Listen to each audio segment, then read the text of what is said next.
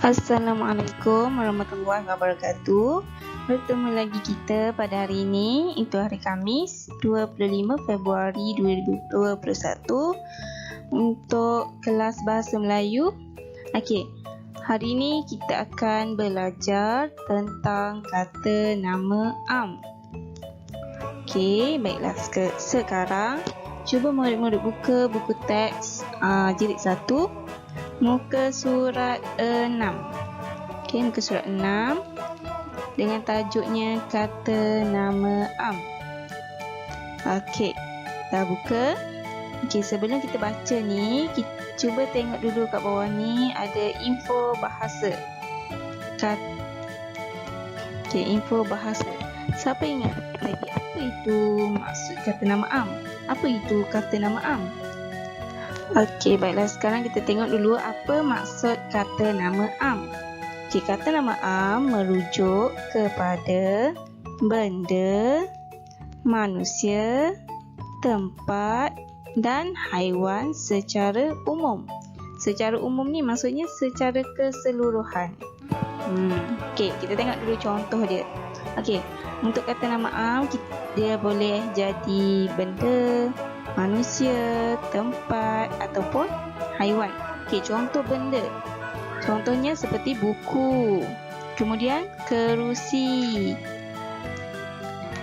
kemudian meja, pintu, pensel, pemadam dan lain-lain. Contoh lagi, contoh lagi botol air, kotak pensel. Okey, apa-apa benda lah. Okey, kemudian contoh untuk manusia, guru, budak, murid, ibu, ayah, nenek, doktor, nelayan, jururawat dan sebagainya. Okey, kemudian contoh untuk tempat ialah rumah, taman, sekolah, pasar, muzium, kelas dan kantin. Okey, dan banyak lagi lah tempat-tempat yang lain. Kemudian contoh untuk haiwan dan segala jenis haiwan lah. Contohnya ayam, harimau, gajah, lembu, zirafah dan lain-lain lagi. Okey, sekarang kita tengok balik muka surat 6 tadi. Okey, kita akan baca sama-sama. Okey, kejutan untuk ibu. Baiklah, untuk kelas minggu lepas kita dah belajar macam mana Hani dia buat kek untuk hari jadi ibunya. Okey, sekarang Hani memberikan arahan kepada adik-adiknya Amin, Hana dan Amar. Mereka mahu membuat kejutan kepada ibunya. Okey, jadi katanya sedia 1, 2, 3. Selamat hari lahir ibu. Ibunya berada di sini, ni ibunya. Okey, jadi mereka berjalan perlahan-lahan ke arah ibu dan ayah. Mereka membawa kek, bunga dan hadiah. Haiwan peliharaan mereka, kucing dan arnab, turut mengekori mereka. Puan Yasmin berasa terkejut.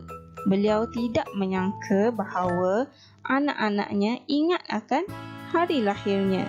Beliau sungguh terharu dan gembira. Okey, baiklah, sekarang cuba kita tengok perkataan yang berwarna merah. Okey, yang pertama adik.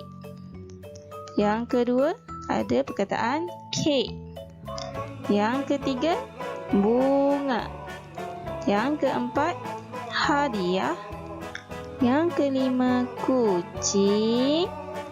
Yang keenam arnab. Dan yang terakhir anak. Okey, jadi perkataan-perkataan yang diwarnakan merah ini ialah kata nama am. Okey, sekarang cuba buka buku latihan, buku aktiviti jilid 1 untuk muka surat 6, 7 dan 8.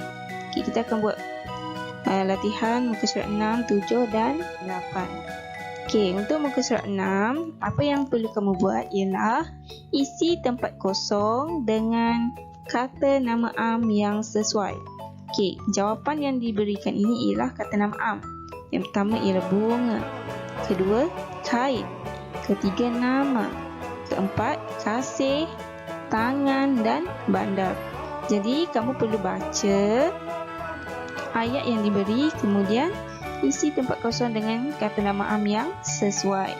Contoh yang pertama yang diberi, Dahlia dan adik-beradiknya membeli alat-alat untuk membuat kain rentang di bandar. Okey, jadi kamu perlu bacalah untuk soalan yang kedua sampai ke soalan yang ke-6. Okey, seterusnya untuk muka surat 7. Okey, muka surat 7 arahannya kenal pasti kata nama am di dalam gambar.